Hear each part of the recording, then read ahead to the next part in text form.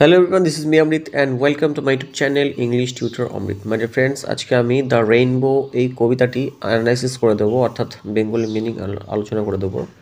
কেউ একজন তোমরা কমেন্ট করেছিলে যে দ্য রেইনবো এই কবিতাটা আর কি অ্যানালাইসিস করে দিলে খুব ভালো হয়। তো চলো ভিডিওটা শুরু করা যাক। কিন্তু ভিডিওটা শুরু করার আগে তোমরা যারা চ্যানেলটা এখনও সাবস্ক্রাইব করেনি তারা চ্যানেলটাকে অবশ্যই সাবস্ক্রাইব করে নেবে এবং পাশে আসা বেল আইকনটা অবশ্যই প্রেস করবে পরবর্তী নোটিফিকেশন পাওয়ার জন্য। তো চলো শুরু করা যাক। দেখো প্রথমে কী বলছে, দ্য রেইনবো, এবং এটা লিখেছে কে? Christina Georgina রসেটি। তো এটাকে আমরা শর্টকাটে বলে থাকি সিজি রসেটিও বলে থাকি, ঠিক আছে।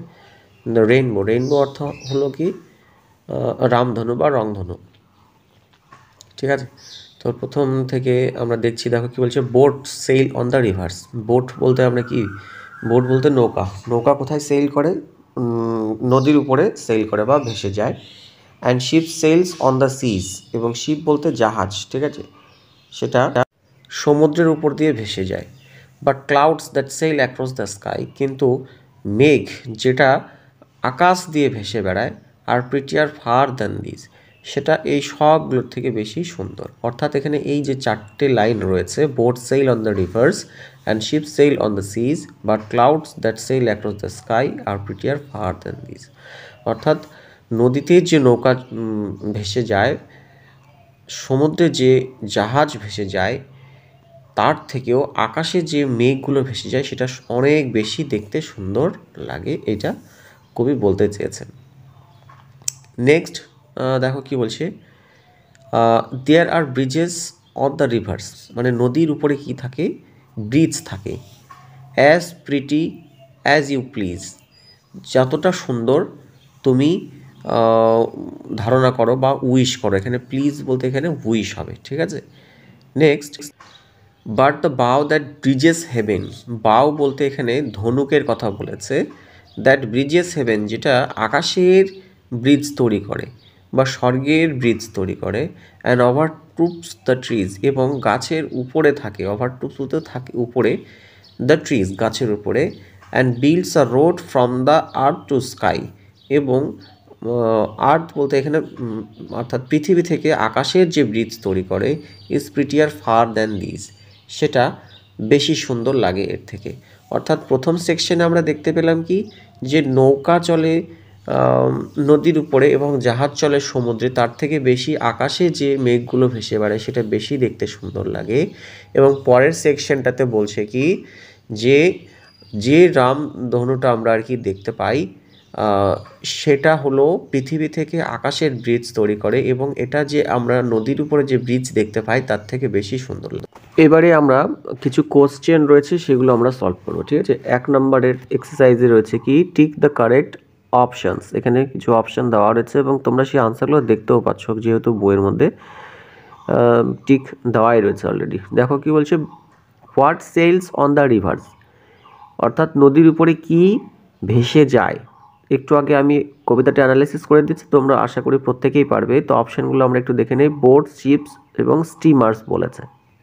So what would be the correct answer? The correct answer would be boats. Okay, next দেখো কি বলছে, what sails on the seas, এবং সমুদ্রের উপরে কি ভেসে যায়। And the options are ships, boats and the last one is both, but the answer would be ships, তাই না। নেক্সট দেখো 3 নাম্বার কি বলছে, what sails across the sky, এবং আকাশে কি ভেসে বেড়ায়। এখানে অপশানসগুলো হলো কাইটস, বার্ডস অ্যান্ড ক্লাউডস, কিন্তু the correct answer would be clouds, ঠিক আছে না। নেক্সট দেখো বি সেকশনে বলছে আনসার দ্য ফলোয়িং কোশ্চেন। এখানে কিছু কোশ্চেন দেওয়া রয়েছে এবং সেইগুলোর আনসার আমাদের করতে হবে। Where do the boat sails, একদম সোজা আমাদের যে কোশ্চেনটা ছিল আগের সেটাকে আমরা আনসার হিসেবে করে নিতে পারি। এখানে অ্যাকচুয়ালি কোশ্চেনটা বলছে বোটস, অর্থাৎ নৌকা কোথায় ভেসে বেড়ায়। We all know that the boats sails on the rivers, ঠিক আছে।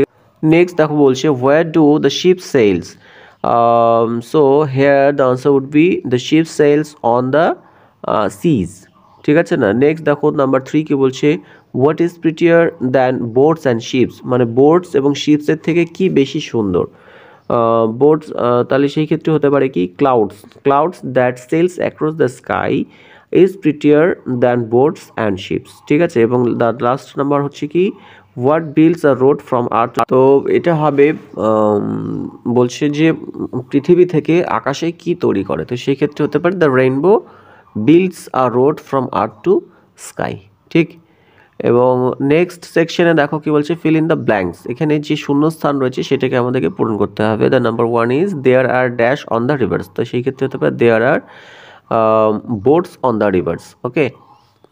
Number 2 ships sails on the rivers, sorry আমি একটু ভুল বললাম, 2 নম্বরটা এখানে দেখো রিভার্স বলছে, কিন্তু পরপর দুটো রিভার্স রয়েছে, তো আমরা সবাই জানি যে রিভার্সের উপরে কি থাকে, বোট, তো সেক্ষেত্রে 2 নম্বরটাও হবে কি boat sails on the rivers. এবং নাম্বার 3 দেখো কি বলছে সেল অন দ্য সিজ, তাহলে সেক্ষেত্রে শিপস হবে ships sails on the seas. এবং দেখো সেল অ্যাক্রস দ্য স্কাই, এটা হবে কি ক্লাউডস, তাহলে cloud sails across the sky.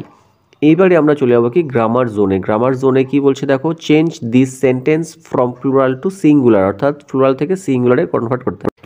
এখানে দেখো একটা কিন্তু করে রেখেছে, ঠিক আছে না, the boat sails on the rivers, তো সেই ক্ষেত্রে হতে পারে কি বোটসটা যেহেতু এখানে প্লুরাল ছিল এখানে করেছে বোট, এবং সেটা বোট হলে কি সেলস হবে অন দ্য রিভার্স, ছিল রিভার হয়ে গেল, ঠিক আছে। তো সেই ক্ষেত্রে আমরা 2 নম্বরটা করতে পারি the ships sail on the seas, তাহলে কী হবে দ্য শিপসের পরিবর্তে আমরা করবো দ্য শিপ, তাহলে কী হবে সেলস অন দ্য সি হবে, সিজ কিন্তু আর হবে না। নেক্সট একই রকমভাবে আমরা 2 নম্বরটাও করবো, দেখো দেয়ার আর ব্রিজেস, ব্রিজেস হলো প্লুরাল, তো সেই ক্ষেত্রে আমরা করবো ব্রিজ অন দ্য রিভার্স, তো রিভার্সটা হয়ে যাবে রিভার হবে, ঠিক আছে। তাহলে কী হবে দেয়ার আর ব্রিজ অন দ্য রিভার, ঠিক আছে। এবং নাম্বার 3 দেখো কি বলছে দ্য ওয়াশার মেনটা কী হয়ে যাবে ম্যান, ওয়াশ দ্য ক্লথস, তো সেক্ষেত্রে হতে পারে কি the washer man washes the cloth, ঠিক আছে। তো এইটুকু ছিল আমাদের কি গ্রামার জোন, পরবর্তীতে আরও কিছু রয়েছে সেগুলো দেখে নেওয়া যাক। নেক্সট নাম্বার 4 দেখো কি বলছে the birds it seeds and insects, তো এখানে বার্ডস রয়েছে প্লুরাল, প্রথমে আমাদের আইডেন্টিফাই করে নিতে হবে কোথায় প্লুরাল রয়েছে এবং কোথায় সিঙ্গুলার রয়েছে, এবং সেগুলো আমরা জানি যে নাউনেরই শুধুমাত্র নাউন এবং প্রোনাউনের সিঙ্গুলার প্লুরাল হয়ে থাকে, বাকি কোনো কিছুর সিঙ্গুলার প্লুরাল হয় না। তো এখানে বার্ডস রয়েছে এবং সিডস রয়েছে এবং ইনসেক্টস রয়েছে, তো সেই ক্ষেত্রে হতে পারে কি the bird it's seed and insects. এবং নাম্বার 5 নাম্বারটা দেখো কি বলছে চিলড্রেন লাইক ম্যাঙ্গোস, এখানে চিলড্রেন রয়েছে এবং ম্যাঙ্গোজ রয়েছে, তো এই দুটোকে আমরা সিঙ্গুলারে কনভার্ট করব, তাহলে চিলড্রেনটা কী হয়ে যাবে চাইল্ড লাইকস ম্যাঙ্গো হবে, ঠিক আছে।